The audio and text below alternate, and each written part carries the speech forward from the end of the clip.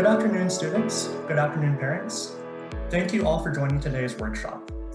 My name is Angelo, and I'm an electrical engineer at Texas Instruments. So today I'd like to briefly talk about a cool project that I got the chance to work on, which uses microcontrollers to control several lights by detecting a person's touch. So the lighting demo has two user control panels. There's a wall switch and a remote control. And both of these devices are capable of controlling up to 4 lights wirelessly. With a single touch, the user can easily turn the lights on or off, change the brightness, and change the color. So you can see that it's very user-friendly and pretty intuitive as well. So at the bottom left, you can see a picture of the 4 lights plus the wall switch and the remote control. There's a lot of cool applications for this technology. So this could go in smart homes to complement your living room, your bedroom, or really any other part in the house. So you can see an example here where it really brings out the TV and makes it look a lot nicer. This can also be used to light up your yard for landscape lighting, and it could be used for in theaters for stage light control. So there's a lot of cool applications for this kind of technology. Let's take a look at a video now to see this technology in action.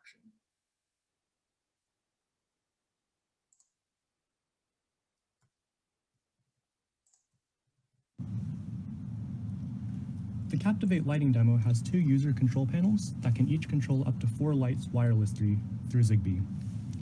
The 2 control panels are a wall switch and a remote control.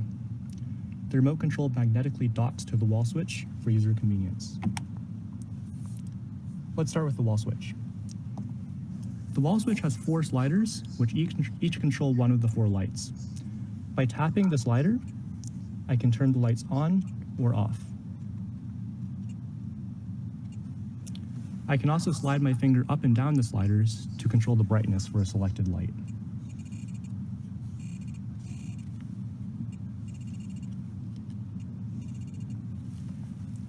You'll also notice that there's a green LED at the top, which indicates which light is currently being controlled. Right now it's light number 4. And by sliding my finger across the wheel in the center, I can control the color on the selected light. If I would like to cycle to a different light, I can simply tap that slider. You'll notice that the LED is now on the first light, and I can control the color. Now let's take a look at the remote control. The remote control has the same functionality as the wall switch, but it's fully wireless because it's battery powered. You'll still notice that there are 4 LEDs across the top, which indicate which light is currently being controlled. Right now it's light number 1. By tapping the button in the center, I can turn on any of the lights.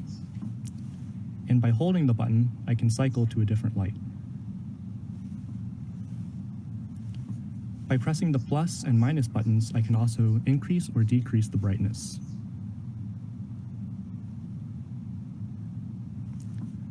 Finally, the wheel works the same way as the wall switch, and I can simply slide my finger across the wheel to change the color of that selected light.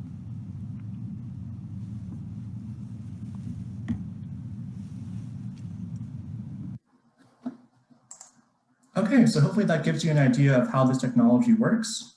Now let's take a look at a quick block diagram to show what's actually going on and how we can make this possible. So working our way from the bottom up, what's going on is that there's a tiny chip, which is an MSP430 microcontroller. It's a really small chip, but it's actually very powerful, and it's detecting a person's touch based on the change in capacitance when a human gets close to the sensor. And once it detects that touch, it's doing a lot of processing and calculation to decide what kind of control you want to do to the light. And then it's sending some commands to another board, which is for wireless communication. And from there, those commands get sent to the 4 lights. So that's how we can achieve some wireless control of the 4 lights by first detecting a human's touch, then doing some processing, and then sending commands to the lights. So this is a capacitive touch solution where the microcontroller detects the person based on the change of capacitance when someone gets close. There's several advantages of something like this over a more common mechanical switch. For a mechanical button, if you press it maybe tens of thousands of times, who knows, over time it'll wear down and maybe even break. But with something like this, there's no mechanical parts to wear down. So it has a really long lifetime and it can be reliable for years and years to come.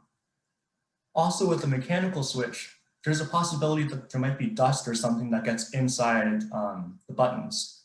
But here with the capacitive touch solution, it's a much more sleek and beautiful user design. So there's several advantages to this technology. So my team and I at TI decided to create this demo because we wanted to show some of the cool possibilities for this technology of capacitive touch. But beyond lighting control, there's so many different applications for this. You can make buttons, sliders, and wheels to make remote controls and trackpads to really control any kind of device. So even though this demo is showing some lighting control, there's really a lot of possibilities for this technology. And I encourage you to think about how else we can apply this in our daily lives, because the possibilities are really endless. So in conclusion, the lighting demo combines elements from several fields in STEM. There's software skills involved to code and program the microcontroller. There's also electrical engineering hardware skills to create the circuit schematic and also lay out the printed circuit board.